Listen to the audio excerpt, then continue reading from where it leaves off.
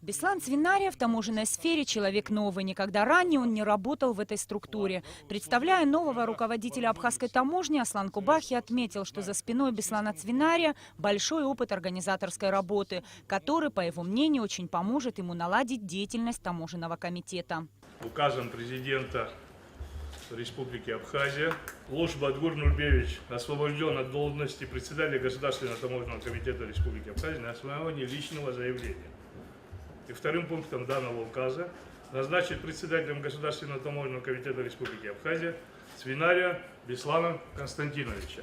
Как один из бывших руководителей таможенного комитета, Аслан Кубахи пожелал коллективу плодотворной работы на благо Родины и сообщил, что отныне будет новым куратором структуры. Самое главное звено – это коллектив. Знаете, ничего не надо от коллектива скрывать. И надо открыто, честно работать. И тогда все получится. Я еще раз хочу искренне вас поздравить с наступающим великим нашим праздником. Я Бога молю, чтобы в каждой семье был мир и порядок, и достаток, конечно. Беслан Цвинария свой первый диалог с коллективом начал с рассказа о планах, которые намерен осуществить при поддержке государства и, конечно же, самих сотрудников таможни. В целом я надеюсь на вот тот коллектив, который сегодня здесь присутствует, на ваш профессионализм. Надеюсь на то, что мы все же в итоге подружимся и сумеем совместно, помимо решения тех задач и функций, которые возложены на таможенный комитет, я пожелал бы и себе, и вот вам вместе, нам всем вместе, чтобы вот это отношение, которое сегодня не совсем позитивное, мы смогли перебороть и поставить на другой уровень.